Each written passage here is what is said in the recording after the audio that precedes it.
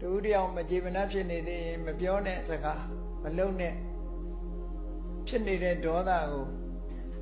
ကိုချွတ်နေ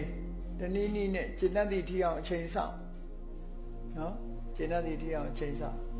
အဲ့ဒါလို့မဆောင်ဘူးဆိုရင်ဆဲပြီးပါဇက်ကနော်ပါဇက်ကပြောရင်ဆဲတာတွေပြောတော့မှကြမ်းကြမ်းတမ်းတမ်းတွေပြောမှလုပ်ရင်လည်းပဲမဟုတ်တာတွေလုပ်တော့မှအကောင်းမဖြစ်ဘူးဘုန်းကြီးတို့ဥပိ္ပဇေဆရာတော်ကြီးစံငင်းဆရာတော်ကြီးဆိုသူစိတ်ဆိုးပြီဆိုလို့ရှိရင်တော့ဘယ်သူနဲ့မှစကားမပြောတော့ဘူးကြောင်းတကားကိုချက်ထိုးပြီးတော့အတွင်းထဲမှာတပါးတည်းနေဆရာတော်ကြီးစိတ်ဆိုးရင်အဲ့ဒါလိုစိတ်ဆိုးတယ်နော်စိတ်ပြေမှတကားဖွင့်စိတ်မပြေမချင်းတကားဖွင့်အဲ့ဒါဟုတ်တယ်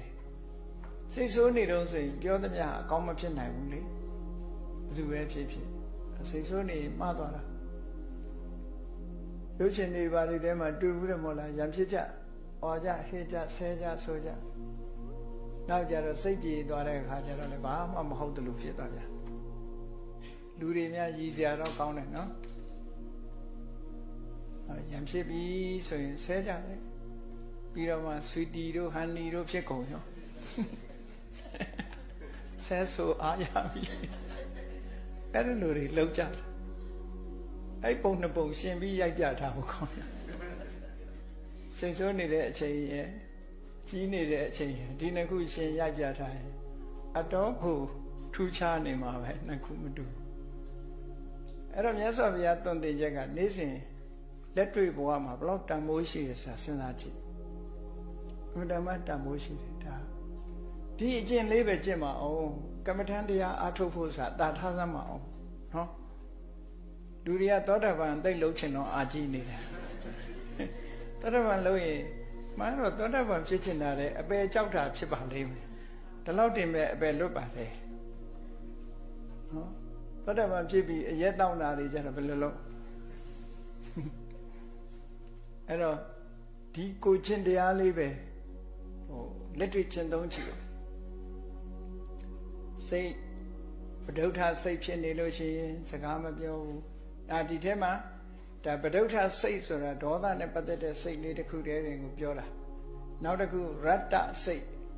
စွဲမဲ့နေတဲ့တဏှာရာဂတွေအာကြည့်နေတဲ့စိတ်နဲ့လည်းမလုံးနဲ့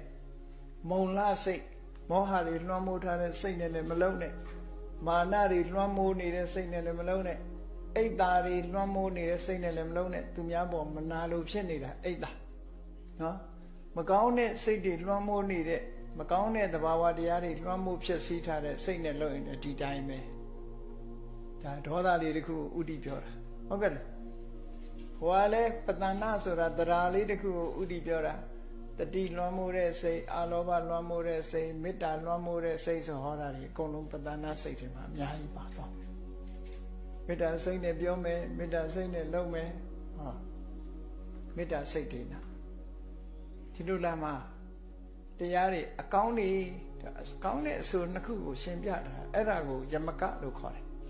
အစုံလိုက်ရှင်းပြအကောင်းတဲ့အဆိုနှမျိုးခွဲခြားပြီးတော့ပြဒီအဓိပ္ပာယ်အဲ့တော့မြတ်စွာဘုရားရဲ့ဒီတရားတော်တွေကိုဒသနရှုထောင့်ကစားဒါအောင်ပြောတာအမြင်ရှုထောင့်ကမှန်ကန်တဲ့အမြင်နဲ့ကြည့်တတ်ရဟောမြတ်စွာဘုရားဆိုလိုရင်းကဘာလဲအေးစိတ်ကိုတတိထားစိတ်ကိုတတိထားစိတ်မပြည့်စည်စေနဲ့စိတ်ကြည်လင်းအောင်တတိထားဖို့ဒါဟောတာပျက်စီးနေတဲ့စိတ်နဲ့လုံရင်မင်းအမှားတွေဖြစ်မယ်အမှားတွေရဲ့နောက်ွယ်မှာပြဿနာတွေလိုက်လိမ့်မယ်ကြည်လင်းနေတဲ့စိတ်တဲ့မူမှန်တဲ့စိတ်လေးနဲ့လုံရင်အကောင်းဖြစ်တယ်ချမ်းသာဒုက္ခတွေရနိုင်တယ်အရေးပမာကိုလုံးတဲ့ဟာတွေကကိုယ်နောက်မှာအမြဲရှိနေမယ်ဆိုတာပြောတာနော်